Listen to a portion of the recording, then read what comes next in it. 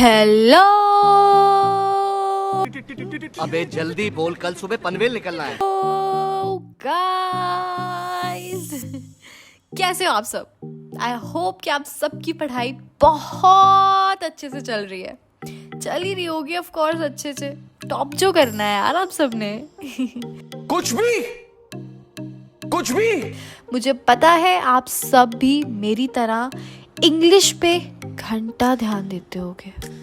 कोई ना, आराम से पेपर के टाइम पे ये शॉर्ट सी वीडियो देख लेना जो हम बना रहे हैं, और मंदिर में जाके भगवान से बस एक प्रे करना कि हमारा पेपर अच्छा हो, हम इंग्लिश में टॉप करें। ये हम आपको अपनी गारंटी देते हैं कि आप ये वीडियोस पेपर के एक दिन पहले देख लोगे ना, मतलब 1 से 2 बार प्ले करके देख लोगे, आपको अच्छे से समझ में आएगा। ये गारंटी है मेरी, सच में, क्योंकि हम अपनी वीडियोस में एक एक चीज़ को अच्छे से एक्सप्लेन करते हैं। जो इम्पोर्टेंट चीज़ें हैं, जो इम्पोर्टेंट टॉपिक्स हैं, उसको हम अच्छे से आपके सामने लेकर आते हैं।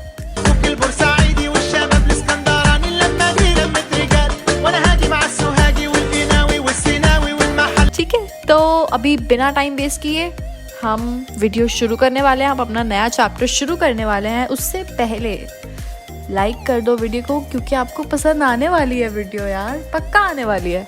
और हाँ, सब्सक्राइब नहीं किया है तो सब्सक्राइब भी कर दो, ठीक है? और बेल आइकन भी दबा देना, ठीक है? एक तो लाइक और शेयर ठोक लीजिए, महाकाल का दबा के लाइक और शेयर ठोक लीजिए। पूरा साल मेहनत करता हूँ आपके लिए बेटा, ऐसा नहीं चलेगा, ऐसा नहीं चलेगा। चलो शुरू करते हैं। बाय द वे, आपको पता है कि इंडिया में गरीबी कितनी ज्यादा है? मैं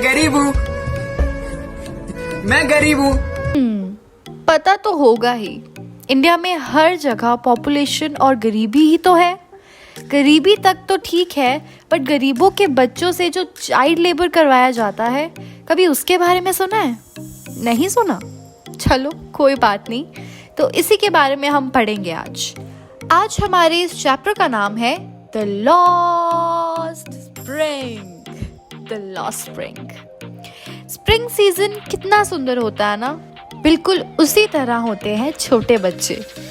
छोटी सी हाइट, बड़े ड्रीम्स, ना कोई टेंशन और ना ही कोई पढ़ाई की टेंशन। बट ये केस हमारी पहली स्टोरी के मेन कैरेक्टर साहिब जैसे बच्चों का नहीं होता। उन्हें तो सुबह से लेके रात तक गार्बेज डंप्स में काम करना पड़ता है, रैक पिकर्स जो है बेचारे। तो चलिए देखते हैं इस स्टोरी में होता क्या है। बड़े ध्यान से सुनना, इस बार MCQs है ना। तो स्टोरी शुरू होती है हमारी ऑथर अनीस जंग के साथ, जो साहिब से पूछती है कि तुम इतनी गंदी जगह पर काम क्यों कर रहे हो। साहिब उसे कहता है कि उसके पास करने के लिए कुछ और तो है ही नहीं। उसका घर तो ढाका में, ढाका एक जगह का नाम है, वहां पर स्टॉर्म्स की वजह से सारा कुछ तबाह हो गया था। इसलिए वो बड़ी सी दिल्ली के इस छोटे से शहर में सीमापुरी दिल्ली का एक छोटा सा शहर है, शहर ही कह सकते हैं या एक छोटा सा टाउन कह सकते हैं, वहां पर रह रहे हैं। आप में से रहता है कोई दिल्ली में? कमेंट्स में बताओ। अब हमारी ऑथर साहिब से बिना सोचे समझे पूछ लिया कि तुम स्कूल क्यों नहीं जाते, जिस पर साहिब ने कहा कि यहाँ पर हमारे लिए कोई स्कूल तो है ही नहीं, जब कोई बनेगा तभी तो मैं जा पाऊंगा। फिर अनीस, मेरा मतलब राइटर, उसे मजाक में पूछती है कि अगर वो एक स्कूल बनाएगी तो क्या वो आएगा उसमें पढ़ने के लिए? साहिब ने भी खुश होकर कह दिया कि हाँ, मैं तो जरूर आऊंगा। अनीस ने तो मजाक में कहा था, बट साहिब उसे दिल पे ले गया। दिल से लगता है भाई, आप समझ ही सकते होंगे। जब वो अगली बार अनीस से मिला तो उस अनीस मतलब हमारी राइटर अनीस से मिला तो वो पूछने लगा, क्या तुम्हारा स्कूल रेडी है? अनीस को थोड़ी बेशर्मी सी फील हुई। सडननेस। फिर उसे रियलाइज हुआ कि ऐसे फेक प्रॉमिसेस तो बहुत लोग करते हैं, पर अफसोस कोई पूरा नहीं कर पाता। साहिब को अपना पूरा नाम तो पता था, आप भी याद कर लो, साहिब-ए-आलम, साहिब-ए-आलम। मुझे छोड़े साले, मैं तुझे जिंदा नहीं छोड़ूंगा। इतना लंबा नाम है तेरा। नहीं।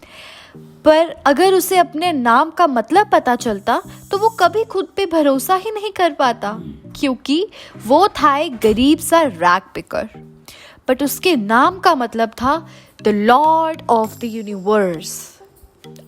OMG।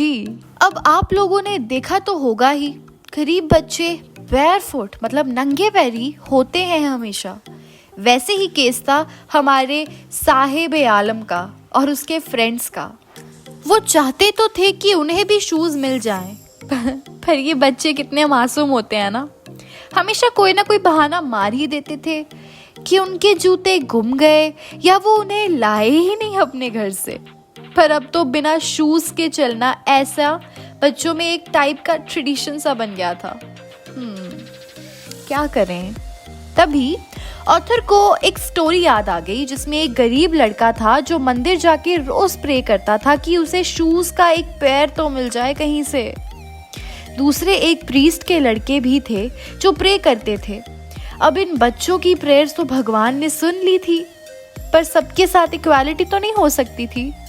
वही हुआ, प्रीस्ट के बच्चे को तो जूते मिल गए, पर हमारे बेचारे साहिब और उसके दोस्तों को बिना शूज के ही चलना पड़ा। अब जो ये रैग पिकर्स थे, उनके पास रहने के लिए छोटे छोटे मिट्टी के घर थे, जिसके छोटे से घर में इतने लोग रहते थे। अब इनकी आइडेंटिटी वैसे तो बिल्कुल नहीं थी, बट हाँ, उनके पास एक राशन कार्ड नाम का पेपर जरूर था, जिसे उन बच्चों को 2 टाइम का खाना मिल जाता था। इन लोगों की सिर्फ एक ही ज़रूरत थी, फूड मतलब खाना, राशन कार्ड। याद है PDS 10th क्लास का, 10th की इकोनॉमिक्स जी बुक्स जो शुरू होते ही ख़त्म हो जाया करती थी, कहाँ गए वो दिन। तो आगे बात होती है कि ये लोग अपने सर्वाइवल के लिए रैग पिकिंग करते थे। हमारे लिए तो ये कूड़ा होता है ना, कूड़ा समझते हो, जिसे हाथ लगाने में भी बहुत घिन आती है वो। पर इन लोगों के लिए ये सोना होता था। जी हाँ, सोना, सोना मतलब गोल्ड, सोना स्लीप वाला सोना नहीं, गोल्ड, जिसे ढूंढने के लिए वो रोज सुबह से लेकर शाम तक बर्ड्स की तरह घूमते रहते थे। समझ रहे हो? समझ रहे हो ना? पर अब जब अगली बार ऑथर साहिब से मिली तो उसने 2 बहुत बड़े चेंजेस नोटिस किए। पहले था कि साहिब को कहीं से पुराने टेनिस शूज मिल गए थे, चाहे वो उसके पुराने कपड़ों से मैच नहीं कर रहे थे, पर उसके पास कोई और रास्ता भी तो नहीं था यार। और जो दूसरा चेंज था वो ये था कि साहिब ने रैग पिकिंग छोड़कर एक चाय की दुकान पर नौकरी करनी शुरू कर दी थी। एक तरफ से तो ठीक था, उसे 800 रुपए, 800 रुपीस और खाने को मिल जाता था। मतलब 2 चीजें अलग अलग, 800 रुपए भी मिलते थे और खाने के लिए भी कुछ मिल जाता था साथ में।